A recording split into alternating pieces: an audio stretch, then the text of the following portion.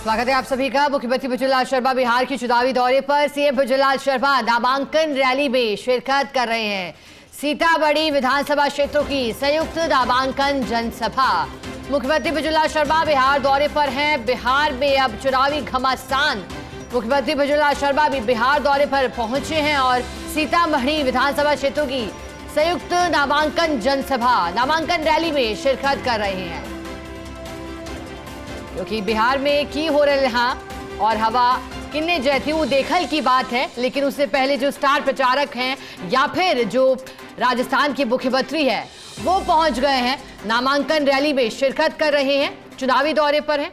जी जिला अध्यक्ष हम और हमारे प्रत्याशी विधानसभा रीवा से भाजपा प्रत्याशी बैजनाथ प्रसाद जी, परिहार भाजपा से प्रत्याशी श्रीमती गायत्री देवी जी, सीतामढ़ी से प्रत्याशी श्री सुनील कुमार पिंटू जी, नतनाहा से भाजपा प्रत्याशी अनिल राम जी, विधानसभा सुरसंड से जेडीयू प्रत्याशी नागेंद्र राव जी, मंच पर विराजमान सभी नेतागण और आप यहाँ पधारे सभी मेरे पूजा योग बुजुर्गों, नौजवान दोस्तों और इतनी बड़ी संख्या में आई मेरी माता बहनों, सबसे पहले तो मैं आप सभी का वंदन करता हूं, अभिनंदन करता हूं, आप सभी को मैं प्रणाम करता हूं।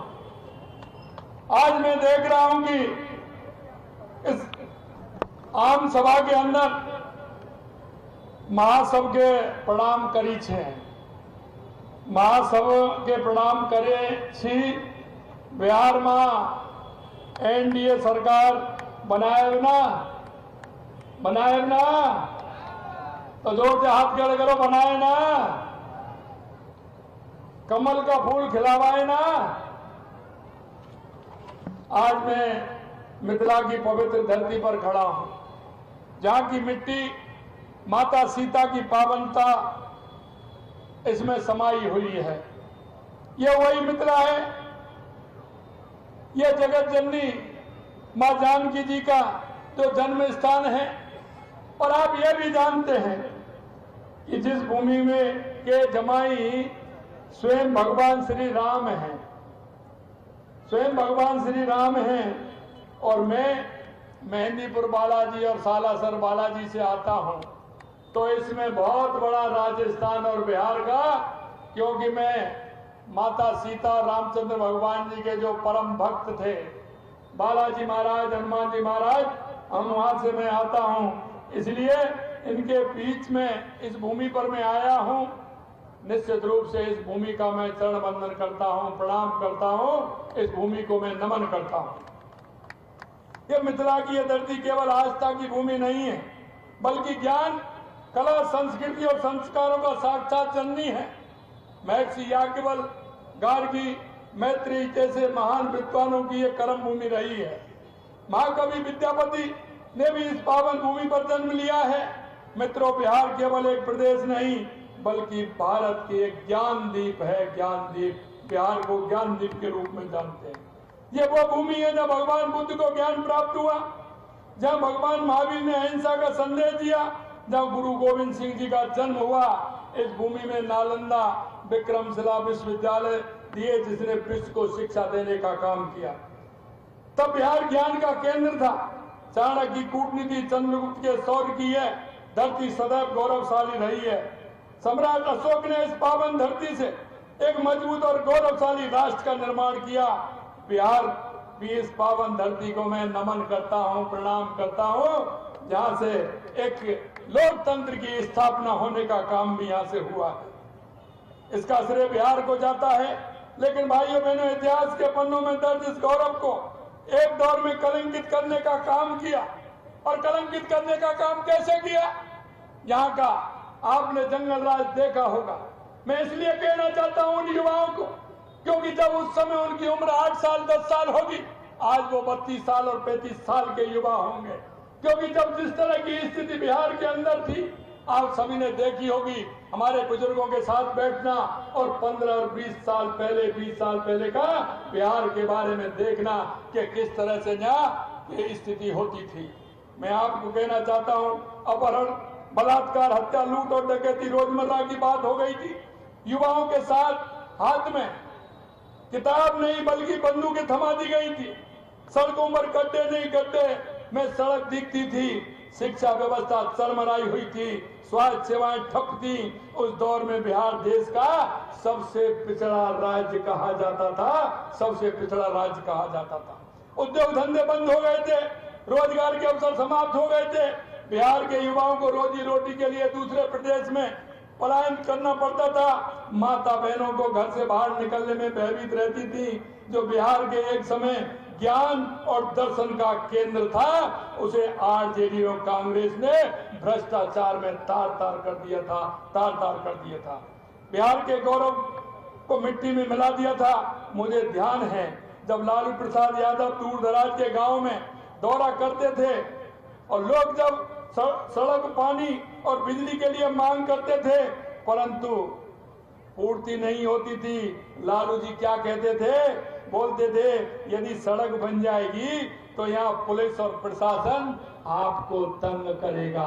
किस तरह की सोच उन लोगों की थी, किस तरह से वो करते थे। मेरे भाई और बहनों, मैं आपसे इतना कहना चाहता हूँ, नीतीश एनडीए और नीतीश कुमार जी के नेतृत्व में आज आप देख रहे हैं कितना परिवर्तन बिहार के अंदर आया है। मुख्यमंत्री नीतीश कुमार के नेतृत्व में एनडीए सरकार ने बिहार को फिर से अपना खोया हुआ गौरव वापस दिलाने का काम किया है। देश के यशस्वी प्रधानमंत्री जी के नेतृत्व में जिस तरह से पूरे देश के अंदर विकास हुआ है वो आप सभी जानते हैं। जहाँ पहले अंधकार था, आज विकास की रोशनी दिख रही है। अभी देवेंद्र जी कह रहे थे, देवेश जी कह रहे थे, हमारे सांसद जी, मैं कहना चाहता हूँ जहाँ पहले लालटेन भी नहीं जलती थी, आज बिहार के अंदर एलईडी बल्ब रोशनी कर रहा है। एलईडी बल्ब रोशनी कर रहा है। आज बिहार में कानून का राज स्थापित हुआ है। सड़कों की बात करें तो हजारों किलोमीटर की पक्की सड़कें बनी हैं। जहां पहले लड़कियों को घर से निकलने नहीं दिया जाता था, आज बेटियां उच्च शिक्षा प्राप्त कर रही हैं और वो भी मुफ्त में शिक्षा प्राप्त कर रही हैं। यह परिवर्तन हुआ है। जीविका योजना के माध्यम से लाखों महिलाओं को आत्मनिर्भर बनाया गया है। दरभंगा एयरपोर्ट के विकास ने मिथिला, कोसी और सीमांचल के लोगों को नए द्वार खोले हैं। एनडीए के शासनकाल में बिहार 14% से अधिक जीडीपी के से विकास कर रही है। अब बिहार में उद्योग आ रहे हैं। सबसे महत्वपूर्ण काम पुनौरा धाम का पुनरुत्थान किया जा रहा है, जिसके तहत मां जानकी के मंदिर का निर्माण राम मंदिर की तर्ज पर किया जा रहा है और यह वो स्थान बनेगा। मैं हमेशा कहता हूं, अयोध्या दुनिया का सबसे बड़ा सांस्कृतिक केंद्र है। हमारी संस्कृति और विरासत का एक बड़ा केंद्र है। इसी तरह से पुनौरा भी वही धाम बनने वाला है। दुनिया भर के लोग यहाँ दर्शन करने के, मां सीता के मंदिर के दर्शन करने के लिए लोग आएंगे। ये भी मैं कहना चाहता हूँ, जिसका निर्माण पूर्ण होने के बाद करोड़ों श्रद्धालु दर्शन के लिए आएंगे। आज एनडीए की सरकार ने माननीय प्रधानमंत्री जी के निर्देशन में, माननीय नीतीश कुमार जी के तत्वाधान में, तो आपने देखा है जिस तरह से दिशा सुधार, पानी, बिजली, सड़क सुविधा, शिक्षा, स्वास्थ्य आदि के लिए जो काम किया है वो आपके सामने है। माननीय प्रधानमंत्री नरेंद्र मोदी जी की दूरदर्शी नेतृत्व, विकास, भाइयों बहनों, प्रधानमंत्री नरेंद्र मोदी जी के नेतृत्व में आज बिहार दोगुना रफ्तार से आगे बढ़ रहा है। अब तक 74 लाख से अधिक किसानों को किसान सम्मान निधि राशि मिल चुकी है। मिथिला की खेती को प्रोत्साहन करने के लिए मखाना बोर्ड बनाने का काम देश के यशस्वी प्रधानमंत्री नरेंद्र मोदी जी ने किया। आज प्रदेश में सड़कों का जाल बिछाया जा रहा है। बिहार में 7000 किलोमीटर हाईवे जाल बिछाया जा चुका है। महिलाओं को नौकरियों में 35% आरक्षण देने का काम एनडीए की डबल इंजन की सरकार ने किया है। आज बिहार में 125 यूनिट बिजली सभी घरों को मुफ्त मिल रही है। वृद्धजनों को, विधवाओं, महिलाओं को पेंशन पहले कितना 400 रुपए, उसमें भी कटमनी होती थी। आज पूरा 1100 रुपए आपके सीधे खाते में जाता है कि नहीं जाता? जाता है कि नहीं जाता? सीधा 1100 रुपए सीधा खाते में जाता है। क्या एक भी रुपया करता है क्या? एक भी रुपया करता है क्या? ये देश के यशस्वी प्रधानमंत्री नरेंद्र मोदी जी जो कहते हैं ना खाऊंगा ना खाने दूंगा। मित्रों, मैं आपसे यही कहना चाहता हूं,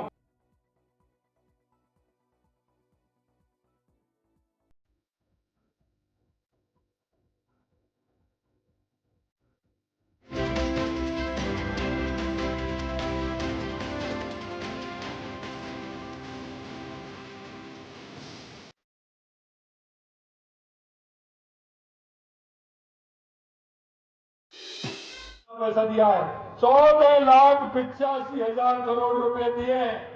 और जब यूपीए की सरकार थी तो 10 साल में 2 लाख करोड़ रुपए आए थे। 10 साल में कितना बड़ा अंतर आप देखोगे, और वो विकास की रफ्तार आज आप देख रहे हैं। मोदी जी की दृष्टि स्पष्ट है और वो कहते हैं सबका साथ, सबका विकास, सबका विश्वास, और इसी विजन के तहत बिहार का तीव्र गति से विकास हो रहा है। विकास का आपने देखा है कि देश के यशस्वी प्रधानमंत्री नरेंद्र मोदी उस गरीब की पीड़ा जानते हैं, क्योंकि जिसको वो जानते हैं, क्योंकि जो ना जाने जिसकी नहीं फटी विवाही, वो क्या जाने पीर पर आई। ये भी मान लीजिए, जिसके दर्द नहीं होता है वो नहीं जानता। मेरे भाई और बहनों, मैं यही कहना चाहता हूं, वो गरीब माँ का लाल, उसे पता है कि किस तरह से गरीब अपनी स्थिति बनाता है, गरीब को क्या क्या परेशानियां आती हैं। देश के सबसे प्रधानमंत्री नरेंद्र मोदी जी गरीब कल्याण की योजनाओं के माध्यम से उस गरीब का जीवन स्तर सुधारने का काम कर रहे हैं। आज के इस दौर में जब सभी आदरणीय प्रधानमंत्री नरेंद्र मोदी के नेतृत्व में विकसित प्रदेश बनने की ओर अग्रसर है, तो आपको तय करना होगा, आपको विकास चाहिए या लूटपाट चाहिए? आपको विकास चाहिए या लूटपाट चाहिए? आपको शिक्षा चाहिए, अपराध चाहिए? आपको सड़क चाहिए या गड्ढे चाहिए? आपको बेटियों की सुरक्षा चाहिए, अपहरण चाहिए?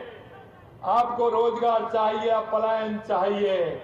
मैं आपसे यही कहना चाहता हूं, ए मेरे मुल्क के मालिकों, जरा सोचो, और जब वोट करने जाए तो दिल पे हाथ रख करके कहना कि हमारे प्रदेश का विकास कैसे हो सकता है, आने वाले युवा का विकास कैसे होता है, आने वाली मेरी बहन का विकास कैसे हो सकता है, उन युवाओं के सपने कैसे सफल हो सकते हैं, ये आपको सोचना होगा।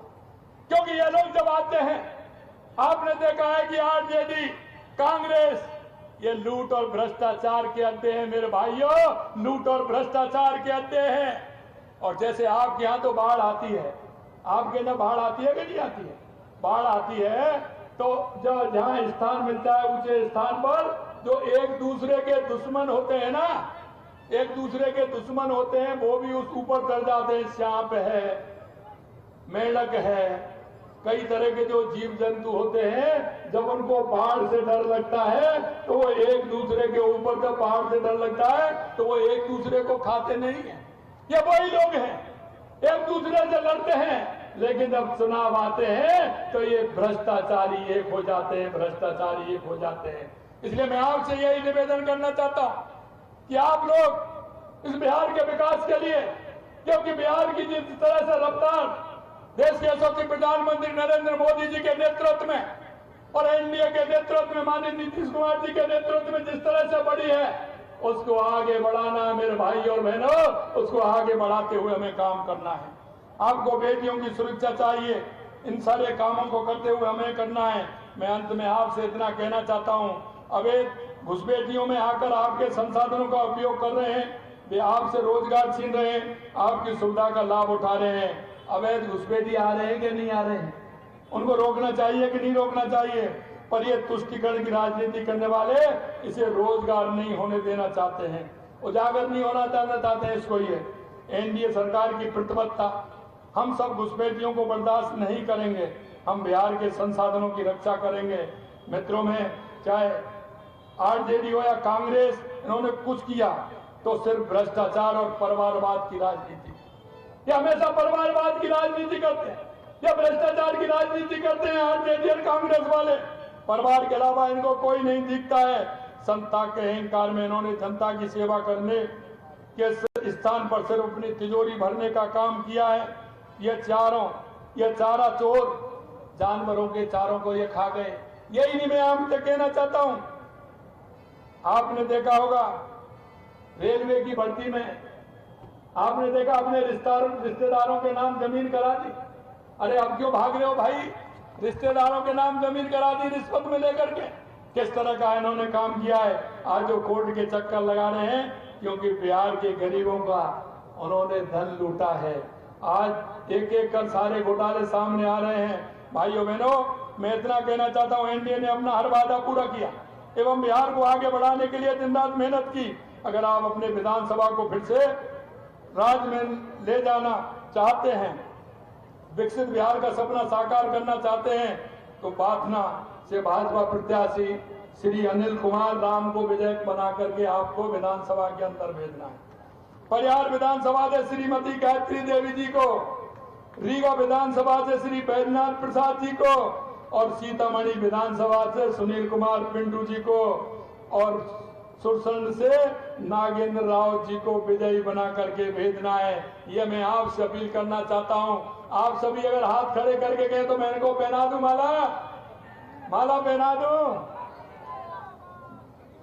आप हमारे कर्मठ लोकप्रिय जनप्रिय विकास के प्रतीक हैं, इन्हें वोट दीजिए। देखिए कि आपके विधानसभा का विकास किस तरह से होता है।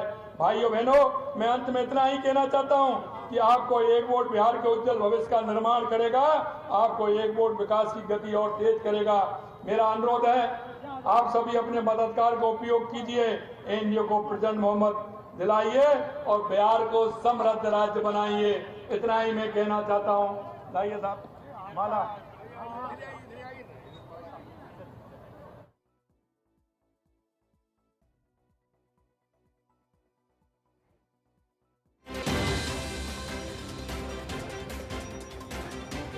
और संबोधन आपने सुना मुख्यमंत्री बचनलाल शर्मा का। बिहार दौरे पर है मुख्यमंत्री।